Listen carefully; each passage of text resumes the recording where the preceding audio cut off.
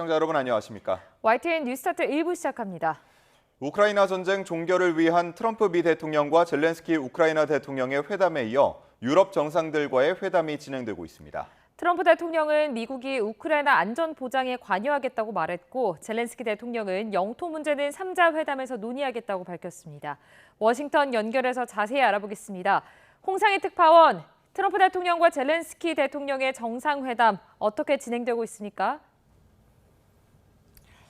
네, 젤렌스키 대통령은 이곳 시간으로 오후 1시 13분쯤 백악관에 도착한 뒤에 바로 트럼프 대통령과의 정상회담에 나섰습니다. 도널드 트럼프 미 대통령은 젤렌스키 대통령과 마주 앉은 자리에서 우크라이나의 미래 안전 보장에 미국이 관여할 거라고 밝혔습니다.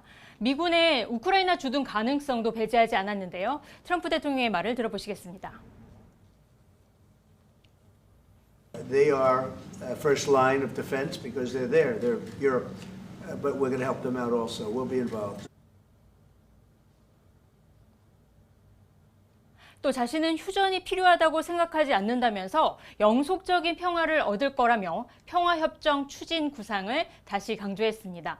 트럼프 대통령은 오늘 모든 것이 잘 되면 3자 회담을 할 것이라면서 이 젤렌스키 대통령과 푸틴 러시아 대통령이 참여하는 3자 회담 추진 목표를 분명히 했습니다. 젤렌스키 우크라이나 대통령은 전쟁이 멈춰야 한다고 말하면서 이 푸틴 러시아 대통령까지 참여하는 3자 정상회담을 준비할 준비가 자신은 됐다고 말했습니다. 안보 보장을 위해서는 미국의 모든 지원이 필요하다고 강조했는데요. 젤렌스키 대통령의 말도 들어보시겠습니다. Do you need from President Trump to be able to make a deal? Is it American troops, intelligence, equipment? Everything. Strong Ukrainian army. That's what I began to discuss with your colleagues. And it's a lot about weapon and then people and training missions and intelligence.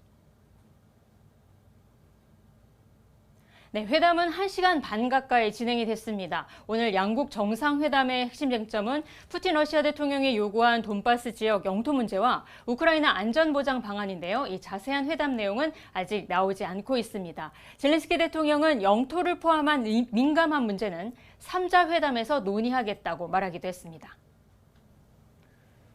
네, 유럽연합과 나토, 유럽 5개국 정상이 참여하는 회담도 바로 이어졌죠? 네, 그렇습니다. 유럽 정상들이 참여한 다자 회담도 약 1시간 전부터 시작이 됐습니다. 지금 현재도 진행이 되고 있는데요. 젤렌스키 대통령과의 회담 직후 트럼프 대통령은 유럽 정상들과 이 백악관에 마련된 회담장에서 회담을 이어갔습니다. 폰데어 라이엔 EU 집행위원장, 마르크 리터 나토 사무총장도 참여를 했고요. 마크롱 프랑스 대통령과 메르츠 독일 총리, 스타머 영국 총리, 이탈리아 총리, 핀란드 대통령이 참석해서 이 확대 정상회의가 진행이 되고 있습니다. 유럽 5개국 정상과 EU 집행위원장, 나토 사무총장까지 이례적으로 회담에 참여한 건 이 우크라이나의 불리한 협상을 막기 위한 행보로 보이는데요. 우크라이나에 대한 안보 보장을 위한 집단 방위 구상을 현재 구체적으로 논의하고 있는 것으로 보입니다. 회원국을 집단 방위하는 나토 조약 5조와 유사한 방식으로 우크라이나의 안보를 보장하는 안에 이 다자 회담에서 의견이 모아질지도 관심입니다. 오늘 회담에 대한 러시아의 반응은 어떻습니까? 네, 러시아가 트럼프 대통령과 젤렌스키 대통령의 회담 직전에 논평을 발표했습니다. 러시아 외무부 대변인은 우크라이나에 나토군이 배치되는 시나리오를 단호히 거부한다고 밝혔습니다. 그러면서 우크라이나에 나토군이 배치가 된다면 예측 불가능한 결과가 초래될 것이라고 말했는데요. 특히 지난주 영국과 프랑스가 휴전 시 우크라이나에 병력을 파견할 가능성을 언급한 데 대해서 강력하게 반발하면서 영국이 힘든 협상 작업에 개입하지 않기를 촉구한다고 말했습니다. 회담을 앞둔 오늘 새벽에는 러시아가 미사일 공격을 해 우크라이나에서 사상자도 잇따랐습니다. 우크라이나 하르키우시에서 드론의 아파트 공격으로 생후 1살 반 아기를 포함해서 7명이 숨지고 수십 명이 다쳤습니다. 우크라이나 측은 밤사이 러시아가 우크라이나 전역에 드론 140대와 미사일 4발을 발사해 6개 지역 25곳을 공격했다고 밝혔습니다. 젤렌스키 대통령은 러시아가 자신이 트럼프 대통령과 종전을 위한 회담을 한다는 사실을 러시아가 알고 있는데도 공격에 나섰다면서 이것이 안보 보장이 필요한 이유라고 강조했습니다. 지금까지 워싱턴에서 전해드렸습니다.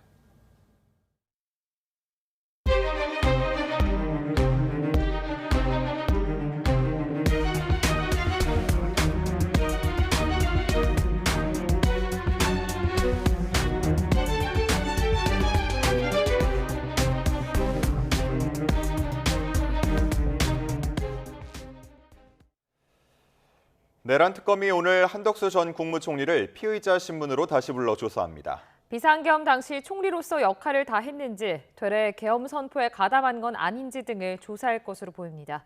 이경국 기자입니다. 한덕수 전 국무총리는 지난달 2일 내란 특검에 처음 출석해 고강도 조사를 받았습니다. 오늘 좀 어떤 부분 중점적으로 설명하셨는지요? 피의자 신분이었지만 사실상 윤석열 전 대통령 혐의 규명을 위한 참고인 조사 성격이 강했습니다. 특검이 한 달여 만인 오늘 오전 9시 반 한 전 총리를 다시 소환했습니다. 특검은 한 전 총리가 계엄 당시 대통령의 제1보좌기관이자 국무회의 부의장으로서 헌법적 책무를 다했는지, 이와 관련해 형사 책임을 물을 부분은 없는지 조사한다는 계획입니다. 특히 최상목 전 경제부총리 등 국무위원들을 불러 조사한 내용, 자택 압수수색에서 확보한 자료를 토대로 한 전 총리가 계엄 선포에 가담한 건 아닌지 추궁할 전망입니다. 한 전 총리는 이미 윤 전 대통령이 법률적 결함을 보완하려 사후 계엄 선포문을 작성하고 폐기했다는 혐의에 공범으로 지목돼 있습니다. 또 국회 등에 나와 계엄 당시 관련 문건을 본 적이 없다고 거짓으로 증언한 혐의도 받고 있습니다. 계엄 선포 뒤 한 전 총리가 추경호 당시 국민의힘 원내대표와 통화한 사실도 확인된 만큼 특검은 계엄 해제 표결 방해 의혹 관련 내용도 함께 조사할 것으로 보입니다. 특검은 조사 이후 사실관계 등을 살펴본 뒤 구속영장을 청구할지 결정할 방침입니다. YTN 이경국입니다. 내란 특별검사팀이 윤석열 전 대통령을 고위공직자범죄수사처 체포방해 혐의 등으로 추가 기소한 사건의 재판이 오늘부터 시작됩니다. 서울중앙지방법원은 오늘 오전 윤 전 대통령의 특수공무집행 방해와 직권남용 권리행사 방해, 허위 공문서 작성 등 혐의 공판 준비 기일을 엽니다. 다만 윤 전 대통령 변호인단은 지난 14일 수사 기록을 받지 못해 변론 준비를 할 수 없었다는 이유를 들어 공판 준비 기일 변경 신청을 낸 상태입니다. 김건희 씨가 구속된 이후 두 번째 특검 조사에서도 대부분 진술을 거부했습니다. 특검은 내일 김 씨에게 다시 나와 조사받으라고 통보했습니다. 김영수 기자가 취재했습니다. 서울 남부구치소를 출발한 법무부 호송 차량이 1시간 동안 달려 광화문의 특검 사무실로 들어갑니다. 구속 뒤 1차 조사 때처럼 김건희 씨는 수갑을 착용한 상태로 특검에 소환됐습니다. 김 씨는 그러나 이번에도 대부분 진술을 거부했습니다. 특검은 오전 조사 1시간 40여 분 동안 공천 개입 혐의에 대해 추궁했지만 김 씨는 모른다거나 기억이 나지 않는다고 답한 걸로 파악됐습니다. 김 씨는 오후에 진행된 도이치모터스 주가 조작 조사에서도 같은 취지의 언급 말고는 입을 떼지 않았습니다. 특검은 이틀 뒤 재소환을 통보했고 김 씨 측은 출석 여부를 확정하지 않았습니다. 의혹의 정점, 김건희 씨가 소환된 날 집사 김예성 씨와 건진법사 전성배 씨도 나란히 특검에 출석했습니다. 김건희 씨에게 통일교 현안 청탁 전달을 할 수 있습니까? 명품 가방이랑 목걸이 지금 어디 있습니까? 전 씨는 김건희 씨와 통일교 측의 연결고리로 지목된 인물인데 특히 현안을 청탁하면서 명품 목걸이와 가방을 전달한 혐의를 받고 있습니다. 특검은 또 통일교가 전성배 씨를 통해 국민의힘 전당대회에 영향력을 미친 것 아닌지 의심하고 있습니다. 김건희 씨와 집사, 건진법사까지 3명이 한꺼번에 소환되면서 대질신문 가능성까지 거론됐지만 특검은 조사 시간이 겹친 건 우연이라고 설명했습니다. 이런 가운데 특검은 통일교 청탁 의혹의 핵심 인물 윤영호 전 통일교 세계본부장을 구속 상태로 재판에 넘겼습니다. YTN 김영수입니다. 검찰이 건진법사 전성배 씨 자택을 압수수색하면서 확보한 현금 다발 출처를 확인할 단서를 분실했습니다. 서울 남부지방검찰청은 지난해 12월 전 씨의 은신처에서 확보한 1억 6,500만 원의 현금 다발 중 관봉권인 5천만 원 띠지와 스티커 등을 잃어버린 것으로 전해졌습니다. 관봉권은 한국은행에서 시중은행으로 공급하는 밀봉된 화폐를 뜻하는데 포장재에 지폐 검증 날짜와 담당 직원 등이 적혀 있어 출처를 파악할 수 있습니다. 남부지검은 직원이 현금을 세는 과정에서 실수로 띠지 등을 분실했다는 입장입니다. 윤석열 전 대통령뿐 아니라 김건희 씨에게도 불법 계엄의 책임을 묻는 손해배상 청구 소송이 제기됐습니다. 변론이 끝날 때까지 참여자를 더 받을 예정이어서 원고 수는 10,000명을 훌쩍 넘을 전망입니다. 김철희 기자가 보도합니다. 불법 계엄으로 정신적 피해를 봤다는 시민 12,000여 명이 법원에 손해배상 소송 소장을 제출했습니다. 윤 전 대통령의 배상 책임을 인정한 법원 판단이 나온 지 20여일 만으로 앞선 소송들과 달리 이번에는 김건희 씨도 공동 피고에 이름을 올렸습니다. 김건희 씨를 공동 불법 행위자로 규정한 원고 측은 계엄 자체가 김 씨를 방어하기 위해 자행된 거라고 주장했습니다.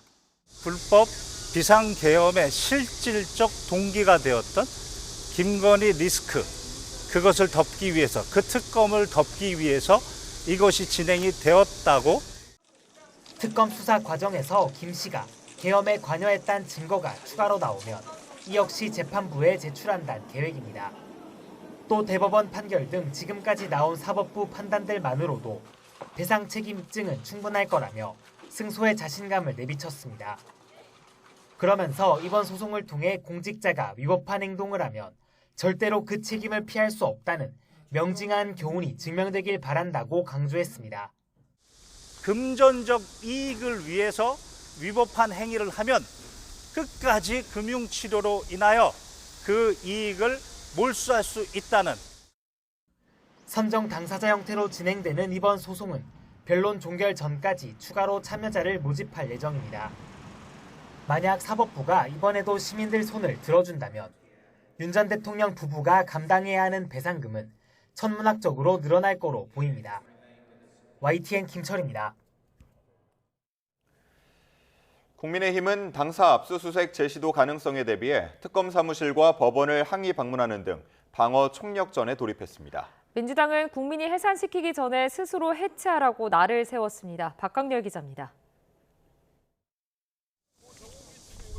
뼈약뼈 속 국민의힘 의원들이 광화문 김건희 특검 사무실 앞과 서울중앙지법 앞에 연달아 집결했습니다. 특검의 당원 명부 1차 확보 시도는 막았지만 영장 시한이 20일까지인 만큼 다시 들이닥칠 가능성에 대비해 결사항전에 나선 겁니다. 대규모 특검을 출범시킨 그 자체가 정치적 목적이 담긴 것입니다. 야당을 털어라. A부터 Z까지 탈탈 털어라.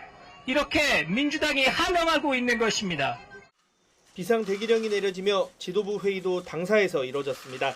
당원 전체를 잠재적 범죄자 취급한다며 정당 해산으로 가기 위한 빌드업이 아니냐고 목소리를 높였습니다. 비상대책위원장 집무실 당사 이전, 철야 비상대기와 같은 당사 엄호 방안도 추가로 나왔습니다. 끝까지 당원 명부, 개인정보를 지키겠다. 적절하게 조를 구성을 해서 압수수색 영장 마지막 날까지 당사를 지키도록. 민주당은 압수수색 저지 시도를 두고 이젠 고쳤을 수도 없는 수준이라며 국민의힘 해산론을 거듭 부각했습니다. 구구의 힘은 더 이상 고쳐설 수 없는 지경, 재활용 불가 상태에 이르고 있습니다. 내란 정당 국민의힘은 진짜 국민의 힘으로 해산시켜야 합니다. 여기에 특검에 항의하며 당사에서 24시간 농성 중인 김문수 당대표 후보도 도마에 올렸습니다. 유튜브 중계 화면에 편한 차림까지 가감없이 드러났다는 점을 거론하며 속옷 농성이 당의 전통이냐고 깎아내렸습니다. 농성이 온종일 유튜브로 생중계되고 속옷 차림이 사진이 온라인에 퍼지면서 국민들께 불편과 수치심을 안기고 있습니다. 대국민 성희롱입니다. 당대표 후보직에서 사퇴하십시오. 전당대회가 임박한 데다 곳곳에서 동시다발적으로 조여오는 수사망에 더는 물러서선 안 된다는 국민의힘 내 반발은 더 거세지는 기류입니다. 어떤 식으로 결론이 나든 경색된 여야 관계의 실마리를 찾는 데 악재로 작용할 거란 전망입니다. YTN 박광렬입니다. 정치권이 고 김대중 전 대통령 서거 16주기 추모식에 나란히 참석했지만 여야 대표는 여전히 악수조차 없는 냉랭한 기류를 유지했습니다. DJ 정신 계승을 강조하면서도 상대를 겨냥한 날선 발언들을 덧붙이며 사실상 극한 대치 전국을 예고했습니다. 강민경 기자입니다. 광복절 연휴 직후 열린 고 김대중 전 대통령의 16주기 추모식. 나란히 앉은 여야 수장은 사흘 전 광복절 경축식 때와 마찬가지로 마치 상대방이 없는 듯 앞만 바라봤습니다. 한평생 화합을 강조한 고인의 철학이 무색한 장면이었습니다.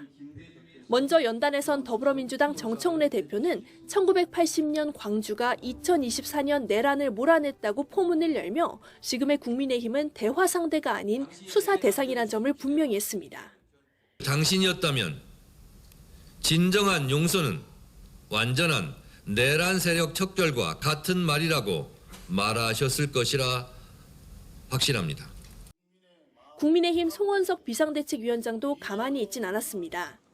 민주당이 정치 보복을 멀리한 김대중 리더십을 본받기는커녕 국민 편을 가르고 진영 갈등을 유도하고만 있다고 날을 세웠습니다. 집권 여당이 야당을 대화의 상대방으로 인정하지 않고 말살해야 할 대상으로 규정하고 있는 작금의 현실. 이처럼 냉랭한 기류가 흐르는 건 8월 임시국회 시작과 맞닿아 있습니다. 오는 21일 첫 본회의가 열리는데 노란봉투법 등 쟁점 법안을 통과시키려는 민주당과 필리버스터로 맞불을 놓으려는 국민의힘이 벌써 극한 대치에 돌입한 겁니다. 대화와 소통이 가능한 정당 정치의 장으로 당장 돌아오십시오. 더센상법, 불법파업 조장법, 방송장악법 강행 처리를 즉각 중단하십시오. 여야가 통합과 화해의 정치라는 김대중 정신 계승을 강조하면서도 서로 팔짱만 낀 채 협치를 위한 기회를 놓쳤다는 지적이 적지 않습니다. 공식 행사장에서의 의례적 인사치레조차 사라진 정치 현실이 언제까지 이어질지 현재로선 난망한 상황입니다. YTN 강민경입니다.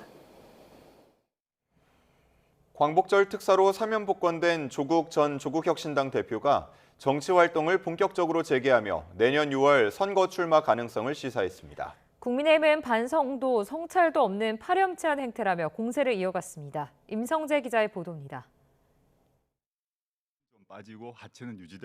조국 전 혁신당 대표는 출소 사흘 만에 친여 성향 유튜브 방송 출연으로 첫 공개 행보에 나섰습니다.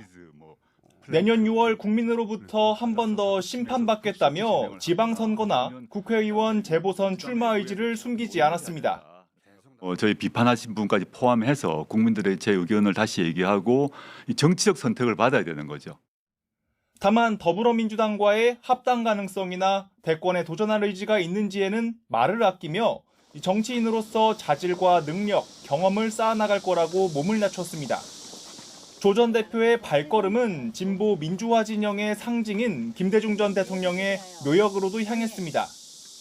이 자리에선 극우화된 국민의힘 세력을 절반 이상으로 줄여야 한다며 자신의 투쟁력과 선명성을 유감없이 발휘했습니다. 내년 지방선거 총선을 통해서 국민의힘을 지금보다 반 이상 줄여야 된다. 저는 마음 같아서는 0이 돼야 된다 생각합니다. 국민의힘은 그러나 사면 복권을 선물받은 조 전 대표가 대국민 사과나 반성은커녕 사법부 비판에나 골몰하는 태도를 보인다면서 날선 비판을 쏟아냈습니다. 특히 벌써 내년 선거 출마 가능성까지 시사하는 것 자체가 안하무인 그 자체라고 직격했습니다. 양심도 성찰도 반성도 없는 조국의 파렴치한 행태는 이재명 정부의 발목만 잡을 뿐입니다. 최근 여권 지지율 하락에 기여한 조 전 대표가 고맙다는 비아냥과 함께 무죄라면 재심을 청구하란 발언들도 잇따랐습니다. 자신의 사면을 둘러싼 우려와 비판에 행동으로 답하겠다고 한 조국 전 대표, 국민의힘의 집중 공세뿐 아니라 정치적 동반자이면서 라이벌이 될 수 있는 민주당과의 관계를 어떻게 극복해 나가느냐가 최우선 과제가 될 것으로 보입니다. YTN 임성재입니다. 리튬 배터리는 휴대전화나 전동 킥보드 같은 개인용 이동장치 등에 널리 쓰이는데요. 하지만 불이 나면 열폭주 현상으로 진화가 어렵습니다. 소방당국이 직접 위험성을 실험했는데요. 고재영 기자가 다녀왔습니다. 전기 오토바이 바닥에서 불꽃이 튀더니 순식간에 불길이 전체로 번집니다. 이 업체에서 사흘간 3차례나 불이 나 전기 오토바이 30여 대가 불에 탔는데 리튬 배터리가 원인이었습니다. 소방당국이 리튬 배터리 화재 위험성을 보여주기 위해 실험을 진행했습니다. 전동 킥보드 배터리에 과부하를 가하자 몇 분 뒤 연기가 피어오릅니다. 곧이어 수십 초 간격으로 펑소리와 함께 붉은 불꽃이 치솟으며 열폭주 현상이 이어집니다. 안전을 위해 실제 용량의 3분의 1만 사용했는데도 화재 위력은 상당합니다. 리튬 배터리 화재 실험에 사용된 개인용 이동 장치입니다. 배터리가 있던 하부는 보시는 것처럼 모두 녹아내렸고 카페트도 시커멓게 타버렸습니다. 리튬 배터리는 충전할 수 있어 편리하지만 불이 나면 진화가 어렵습니다. 다량의 물로 주수를 해서 화재를 진압하고 있는데 그 이후에도 재발화가 발생하는 경우가 있어서 저희들한테도 굉장히 어려운 화재입니다. 이 때문에 잠잘 때 충전하지 않고 배터리가 열이나 충격을 피할 수 있도록 하는 등 안전 수칙을 잘 지키는 것이 중요합니다. 배터리가 스트레스를 받지 않게 보관을 하거나 사용을 하시기 바랍니다. 뜨거운 차량 내나 햇빛이 드는 창문 내에 배터리를 보관하는 경우에는 열적 스트레스를 받아서 화재 위험성이 더 높아질 수가 있습니다. 소방당국은 집안에서 충전 중 불이 나면 직접 끄려 하지 말고 즉시 대피한 뒤 119에 신고해야 피해를 줄일 수 있다고 강조했습니다. YTN 고재영입니다. 강원도 속초와 양양에서 풍력 발전기 운송을 위해 신호등 30여 개 높이가 임시 조정됐습니다. 하지만 안전성 검토 없이 부실하게 고정돼 태풍철을 앞두고 안전사고에 대한 우려가 커지고 있습니다. 송세혁 기자가 취재했습니다. 관광객들로 붐비는 강원도 속초시 중앙시장 앞 교차로입니다. 신호등 부착대가 위로 꺾여 있고 벌어진 연결 부위엔 나사만 임시로 끼워져 있습니다. 다른 신호등은 나사를 풀어 기둥을 기울이면서 주먹이 들어갈 만큼 바닥이 들렸습니다. 높이 5m 가까운 풍력 발전기 부품을 실은 트레일러가 통과할 수 있도록 기존보다 수십 센티미터씩 강제로 높인 겁니다. 세 조각의 구멍을 뚫고 나사로 고정했다는 신호등입니다. 하지만 살짝 당기자 이렇게 세 조각이 그대로 빠집니다. 기둥과 바닥 사이는 손이 들어갈 정도로 벌어져 있습니다. 속초항에서 양양 풍력발전기 건설 현장까지 29km 구간에서 신호등 30여 개가 이런 식으로 조정됐습니다. 하지만 구조 변경 전후 안전성 검토는 이루어지지 않았습니다. 이런 게 처음이다 보니까 전까지는 깊게 생각하지 못해봤거든요. 신호등 무게는 600여 킬로그램. 고정 상태가 불안정하면 강풍을 견디기 어려워 차량이나 보행자를 덮칠 위험이 큽니다. 이 바람이 엄청 세죠. 바람 불면은 육경에서 보통 화물 운송 직후에 원상 복구해야 하지만 경찰과 지자체는 업체의 일정과 비용 부담 등을 이유로 12월까지 6개월간 이 상태를 허용했습니다. 풍력 발전기 18개를 옮길 계획이지만 지금까지 실제 운송은 2차례에 그쳤습니다. 운송업체는 운송 때마다 이상 여부를 점검하겠다고 해명했지만 전문가들은 보강 조치가 시급하다고 경고합니다. 바닥에 이게 고정이 되어 있는 부분이 많이 좀 이렇게 훼손이 되어 있어서 안전성에 좀 영향이 좀 있는 것으로 보입니다. 울산과 창원 등 일부 지자체는 회전되거나 높이 조절이 가능한 신호등을 설치해 구조 변경을 최소화하고 있습니다. 안전보다 사업 편의를 앞세운 부실한 구조 변경과 허술한 관리 감독, 그 위험은 고스란히 시민들이 떠안고 있습니다. YTN 송세혁입니다. 한 줄 뉴스입니다. 어젯밤 11시 10분쯤 서울 쌍문동에 있는 아파트에서 불이 나 1시간 반 만에 꺼졌습니다. 이 불로 구조 작업을 하던 20대 소방대원 1명이 발목을 다쳤고 주민 수십 명이 대피했습니다. 어제 오후 2시 반쯤 인천 서구 가좌동 모래방죽 사거리에서 땅 꺼짐 사고가 발생했습니다. 주변을 지나던 청소 차량 뒷바퀴가 빠졌지만 큰 피해는 없었습니다. 자신의 부모와 친형을 살해한 혐의를 받는 30대 남성이 첫 재판에서 모든 혐의를 인정했습니다. 자선 전시 모금액을 기부하지 않아 경찰 수사를 받은 문재인 전 대통령의 딸 문다혜 씨가 무혐의 처분을 받았습니다. 10년 동안 삼성 디스플레이에서 일하다 백혈병에 걸린 노동자가 낸 소송에서 산업재해임을 인정하는 취지의 판결이 나왔습니다. 이태원 참사 당시 현장에 출동했던 소방대원이 지난 10일 실종된 이후 수색 작업이 이어지고 있지만 난항을 겪고 있습니다. 지금까지 한지윤 뉴스였습니다.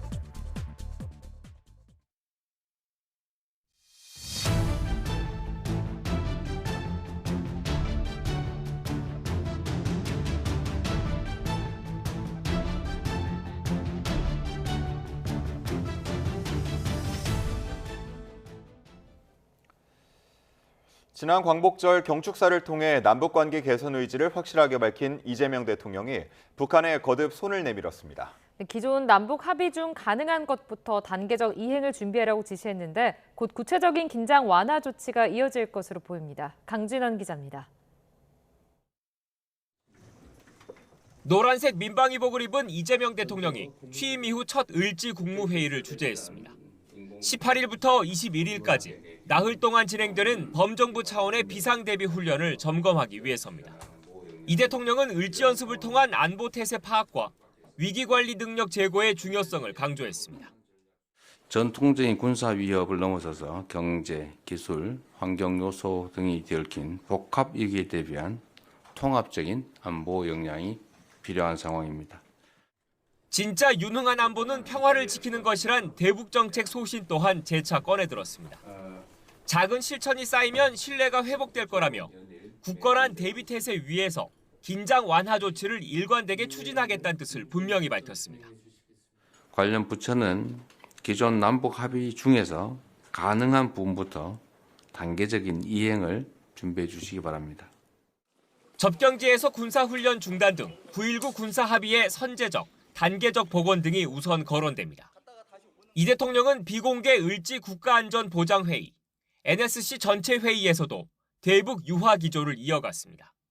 을지 연습은 전시에 우리 국민을 보호하기 위한 방어적 성격이라며 북한을 공격할 의도가 전혀 없다고 못 박았습니다.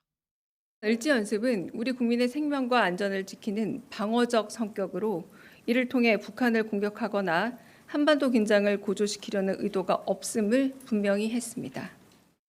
북한이 우리 측의 전시 대비 훈련에 민감하게 반응하는 걸 고려한 언급으로 보입니다. 남북 간 불신의 벽이 여전히 높은 상황에서 이재명 대통령의 잇따른 신뢰 회복 메시지가 대화에 물꼬를 틀 수 있을지 주목됩니다. YTN 강진원입니다. 통일부는 이재명 대통령이 지난 15일 광복절 경축사를 통해 거듭 대북 화해 정책을 피력한 것과 관련해 윤석열 정부 8.15 통일 독트린의 반북 흡수 통일과 자유의 북진론을 폐기한 것이라고 밝혔습니다. 통일부는 이 대통령은 핵심 대북 메시지로 북측의 체제 존중과 흡수 통일 불추구, 일체의 적대 행위 불추진 등 3가지를 제시했다며 이같이 강조했습니다. 이어 이 대통령은 평화 공존의 대북 정책 기조를 분명히 한 것이라며 정부는 앞으로도 한반도의 실질적 긴장 완화와 남북 신뢰 회복을 위한 조치를 일관되게 추진해 나갈 거라고 덧붙였습니다.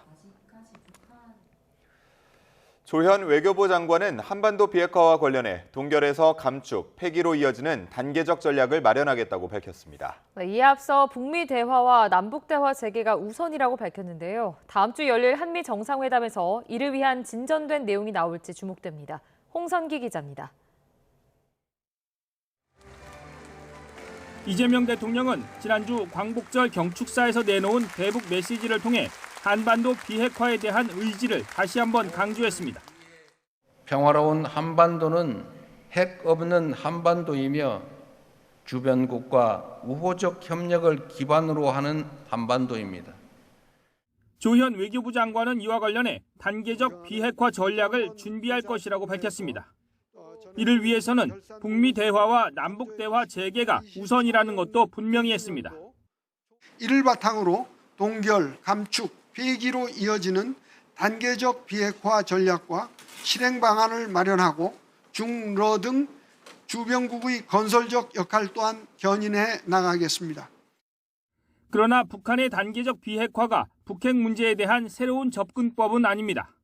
역대 정부마다 조금씩 차이는 있었지만 핵 동결에서 완전 폐기로 가는 단계를 내세워왔습니다. 다만 북한이 비핵화 논의 자체를 거부하는 상황이 관건인데 동결을 앞세울 경우 북한의 대화 재개의 명분을 줄 수 있다는 분석도 나옵니다.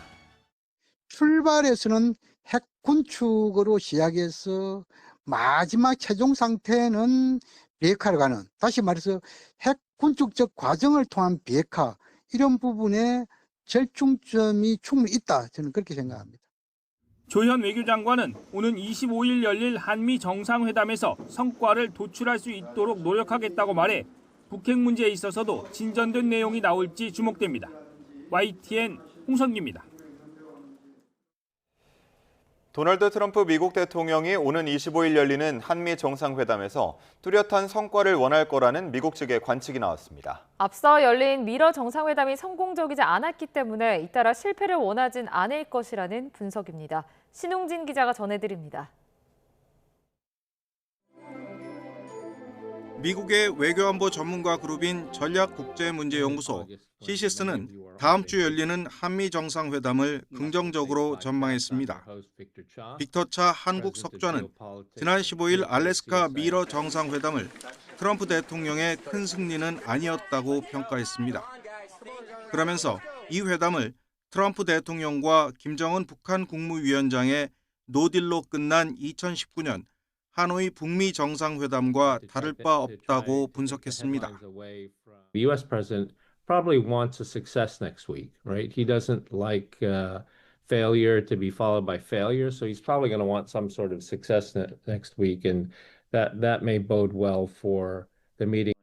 미 국가정보위원회 북한 담당관을 지낸 시드 사일러 선임 고문은 한미 간 회담 분위기가 나쁘지 않을 것으로 예상했습니다. I do believe the two will be able to strike it off at a certain level, or at least project an image that Lee Jae-myung is no less a viable counterpart for the United States leader than any conservative might be. 트럼프 대통령과 볼로디미르 젤렌스키 우크라이나 대통령의 지난 2월 백악관 회담 같은 외교 참사는 없을 것으로 봤습니다. 사일러 고문은 트럼프 대통령이 한국을 존중한다고 생각하며 이재명 대통령이 걸어온 길을 알기 때문에 믿을 만한 상대라는 것을 알고 있다고 말했습니다. 더불어 양측 모두 북한과 정상 외교를 추진할 의향이 있다며 대북 정책 공조가 회담의 성과가 될 수 있다고 관측했습니다. 다만 트럼프 대통령이 중국 견제와 관련해 이 대통령으로부터 더 강경한 공개 입장 표명을 요구할 경우 갈등이 빚어질 수도 있다고 우려했습니다. YTN 신홍진입니다. 미국이 수입산 철강 알루미늄에 부과되는 50% 품목 관세 대상에 기계류와 부품 등 파생상품 400여 종을 추가했습니다. 철강과 알루미늄을 포함한 변압기와 냉장, 냉동고, 자동차 부품, 엘리베이터, 화장품 용기 등도 고율의 관세 부담을 안게 되면서 큰 타격이 예상됩니다. 오동건 기자가 보도합니다. 미국 연방관보 홈페이지 무역확장법 232조를 근거로 철강과 알루미늄에 50% 품목 관세를 부과하는 대상에 파생상품 407종을 추가한다는 내용이 담겼습니다. 대상은 기계류와 부품, 일부 자동차 부품, 전자기기와 그 부품 등으로 철강 알루미늄 함량 부대는 관세 50%가, 나머지 부분에는 상호 관세율 15%가 적용됩니다. 미 동부표준시로 18일 0시 1분부터 수입 통관되거나 보세 창고에서 반출된 통관 물량의 품목 관세가 부과되기 시작했습니다. 변압기와 화장품 용기 등 철강과 알루미늄이 들어간 품목은 큰 타격을 입게 됐습니다. 변압기 전체 원가 중에 철강 함유 비중이 조금 높은 품목이고요. 미국이 요즘에 전력 인프라 투자가 많아지면서 미국에 대한 변압기 수출이 좀 많았습니다. 그 다음은 아무래도 자동차 부품이 좀 들어갈 것 같고요. 산업통상자원부는 미 상무부가 미국 업계의 추가 신청을 받고 이해관계인의 의견 수렴을 거친 뒤 이런 결정을 내렸다며 우리 기업들과 함께 적극 반박했지만 받아들여지지 않았다고 밝혔습니다. 9월 달에도 추가 절차가 있어서 이때도 똑같이 해당 품목이 안보에 위협이 안 된다는 의견을 적극 개진할 생각입니다. 또 기업 피해를 최소화하기 위해 중소, 중견기업 수입 규제 대응 지원 사업을 늘리고 관세 기준이 될 철강 알루미늄 함량 확인 등 컨설팅 대상도 확대하겠다고 말했습니다. 자국 기업들의 파생상품 신청을 대부분 받아들인 미국 정부가 다음 달에도 철강 알루미늄 관세 부과 대상을 늘릴 것으로 예상되면서 새로운 관세 폭탄에 대한 우려가 커지고 있습니다. YTN 오동건입니다. 오늘의 주요 경제 일정입니다. 여권이 이번 주 노동조합법 개정안 처리에 나서기로 하면서 경제계 긴장감이 커지고 있습니다. 경총을 비롯한 경제 6단체는 노동조합법 개정안 수정을 촉구하는 경제계 결의대회를 국회 본청 앞에서 열 예정입니다. 올해 2분기 말 기준 가계빚 규모가 발표됩니다. 1분기의 경우 이른바 영끌이 이어지면서 주택담보대출을 중심으로 전체 가계빚이 1,928조 7천억 원까지 늘며 역대 최대 기록을 갈아치웠습니다. 2분기에도 6.27 가계대출 규제가 나오기 전까지 영끌이 활발했던 만큼 다시 최대 기록을 경신할 수 있을 것으로 예상됩니다. 금융위원회가 사망보험금 유동화 연령 확대 등 출시 준비 상황을 점검합니다.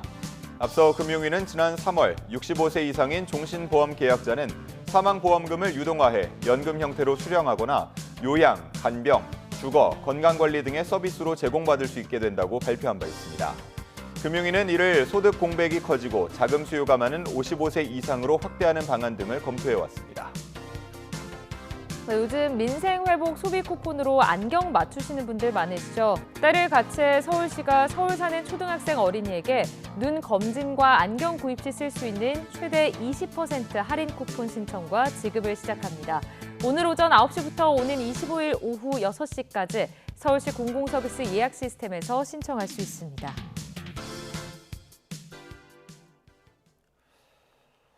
현대차 노조가 올해 단체 교섭 결렬을 선언하고 쟁의 절차에 들어갔습니다. 임금 인상 외에 정년 연장과 주 4.5일제 도입 등을 요구하면서 7년 만에 파업이 현실화할 가능성이 제기되는 가운데 미국발 관세 여파에 따른 수익성 악화 우려도 커지면서 현대차의 부담이 가중되고 있습니다. 보도에 오태인 기자입니다. 현대차 노조가 올해 임단협 협상 결렬을 선언했습니다. 노조는 기본급 14만 1,300원 인상과 작년 순이익의 30% 성과급 지급, 통상임금의 각종 수당 포함 등을 요구했습니다. 또 60살인 정년을 국민연금을 받는 64살까지 늘리고 주 4.5일제를 도입해야 한다고 주장했습니다. 그러면서 사측이 지난해 14조 원이 넘는 영업이익을 내고도 성실히 교섭에 응하지 않는다며 비난했습니다. 성실 교섭을 위해 모든 노력을 다했지만 사측은 조합원의 정당한 요구를 외면하고 오히려 양보와 희생만을 강요했습니다. 특히 미국 수출 자동차에 적용되는 관세를 두고 노사는 큰 견해차를 보였습니다. 노조는 관세 문제는 세계 모든 자동차 업계가 겪는 일이고 불확실성이 해소되고 환율도 올라 오히려 유리하다고 주장했습니다. 상반기까지 이제 실적 영업이익률을 봤을 때는 회사가 과도한 불안에 대한 조성 그리고 현장 조합원들이 느끼기에 작년에 영업이익에 걸맞는 성과 분배에 대한 여력이 충분히 있음에도 불구하고 반면 사측은 관세 부과로 미국 시장에서 가격 경쟁력이 떨어질 수밖에 없고 경기 둔화로 불확실성도 커졌다고 맞받았습니다. 이런 상황에서 지난해 실적만으로 교섭하는 것은 문제가 있다고 밝혔습니다. 노조는 중앙노동위원회 1, 2차 조정회의를 거친 뒤 오는 25일 파업 찬반 투표를 통해 파업권을 확보한다는 계획입니다. 조합원들이 파업을 선택할 경우 현대차는 7년 만에 파업에 들어갈 수 있습니다. 내수 침체와 미국의 관세 압박 속에 현대차 노사가 접점을 찾을 수 있을지 노동계는 물론 산업계 전반에 관심이 커지고 있습니다. YTN 오태인입니다.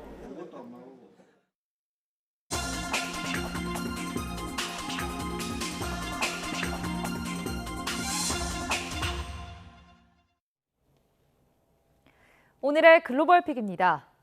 하마스가 새로운 휴전 중재안을 수용하겠다고 밝혔지만 정작 이스라엘은 가자지구 완전 점령 준비에 속도를 내는 모습입니다. 이런 가운데 트럼프 대통령은 하마스를 소탕해야 인질 귀환이 가능하다며 사실상 이스라엘의 가자지구 점령에 힘을 실었습니다. 박영진 기자가 보도합니다. 가자 국경 지역, 이스라엘군의 탱크 군단이 등장했습니다. 곳곳에서 폭격이 이어졌고 가자지구에선 또 피란 행렬이 시작됐습니다.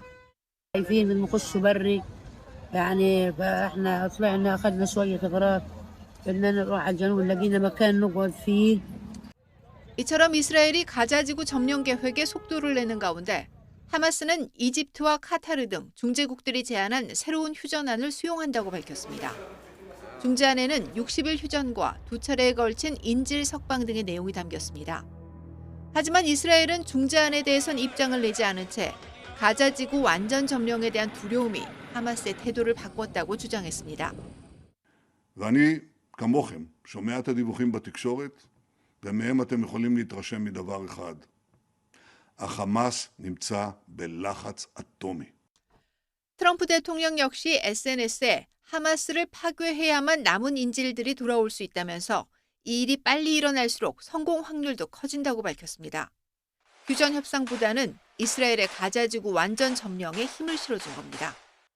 이런 상황에서 국내외의 거센 휴전 요구도 이스라엘 네타냐후 총리의 전쟁 의지를 꺾기는 쉽지 않아 보입니다. YTN 박영진입니다. 나이지리아 북서부 소코토주 하천에서 고르뉴 시장으로 가던 배가 뒤집혀 40명 이상 실종됐다고 AP통신 등이 보도했습니다.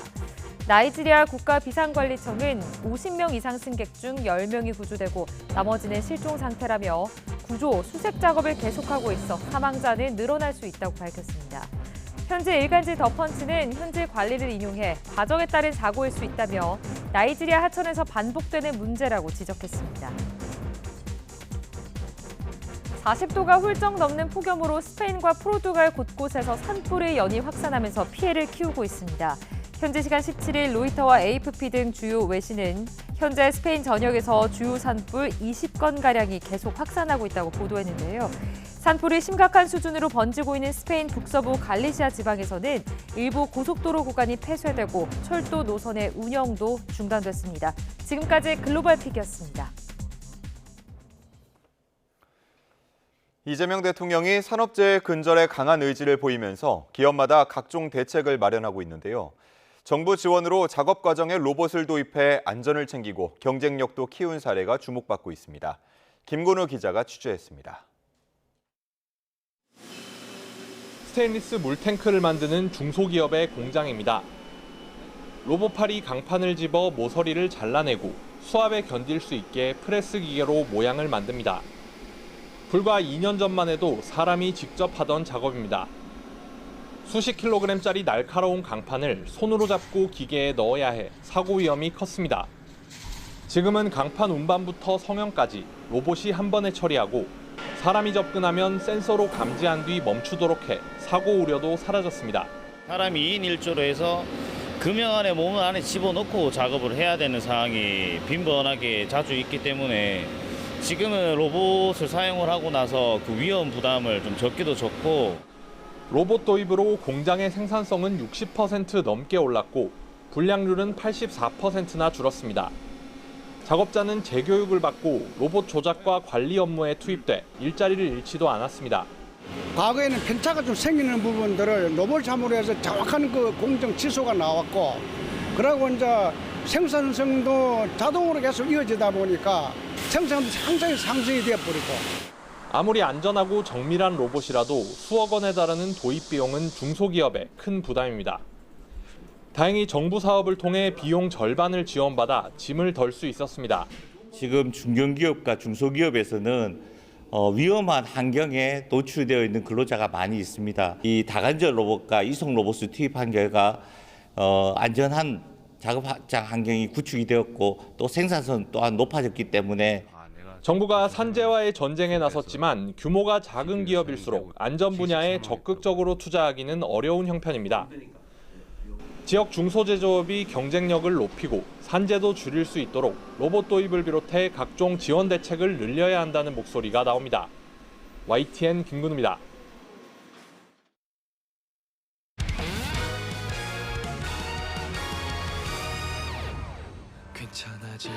한화는 손아섭이라는 카드를 영입을 했고요.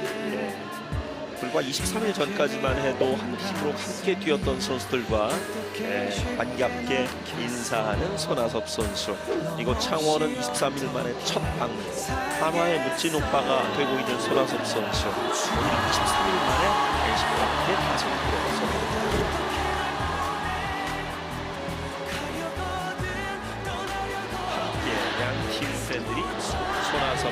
응원가를 합창하고 있습니다.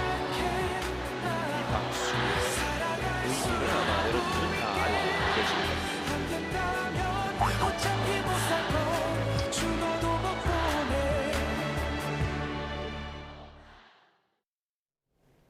다시 밤낮 없는 무더위가 이어지고 있습니다. 특히 강릉은 현재 기온이 29.5도로 초열대야에 버금가는 수준이고요. 서울도 현재 27도를 보이며 후텁지근합니다. 이 열기는 고스란히 33도 안팎의 낮더위로 이어지겠습니다. 야외 활동 시 온열 질환에 유의하시기 바랍니다.